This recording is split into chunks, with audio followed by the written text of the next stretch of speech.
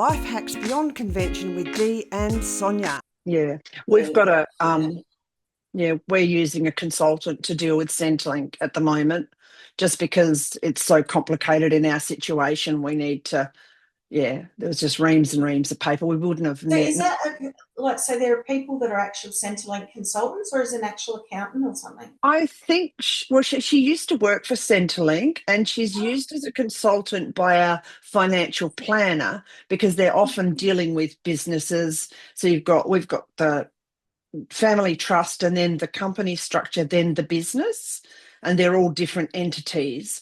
And we have to prove this, that, and the other about each one separately.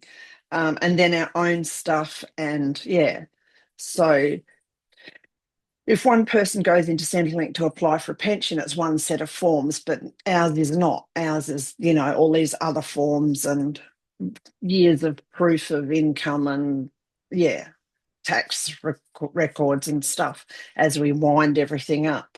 How many years do they want for tax records and that?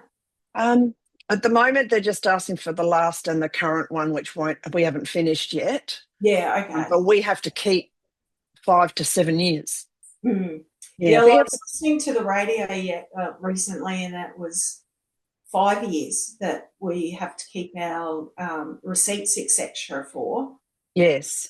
So I don't know. I'm assuming that's all tax records that we have to keep. Well, I assumed that used too. To be that we had to keep it for 7 years. Yeah. But I'm still keeping 7. Yeah. Yeah.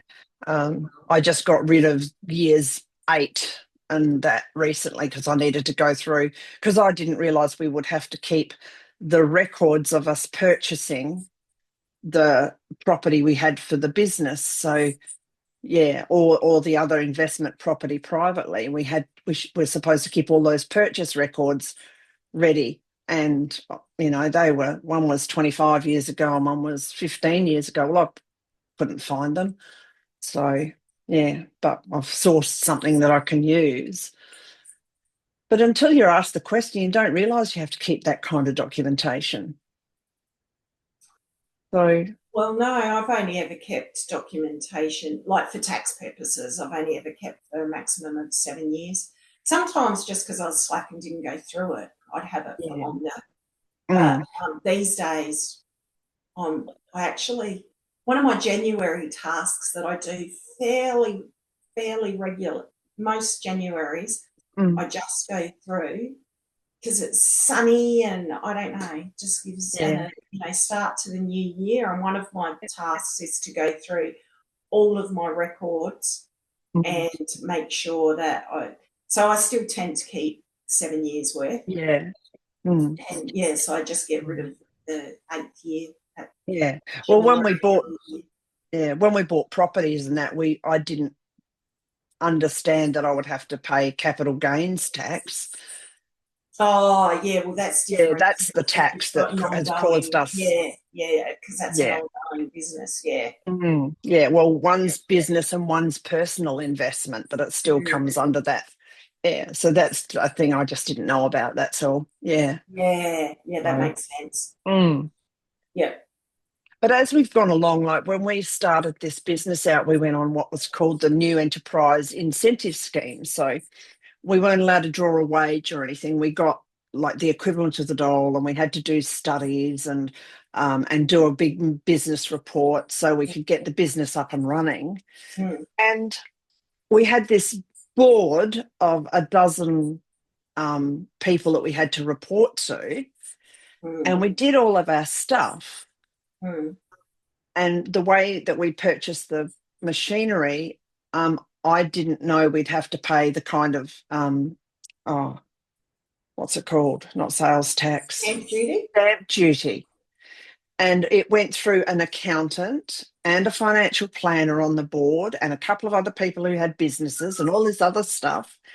And luckily we had a really good first year, and we couldn't have paid ourselves a wage because we had a $20,000 bill that we didn't know about. And you bet that you would have got that information, wouldn't you?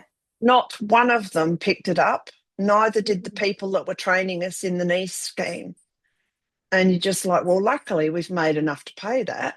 We're now broke again, but we've survived and we've had food on the table.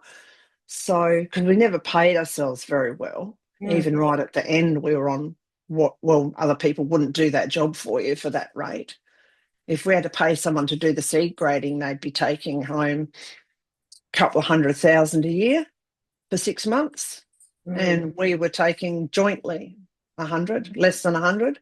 So, so, but if you don't know the question to ask, you're not going to get the answer.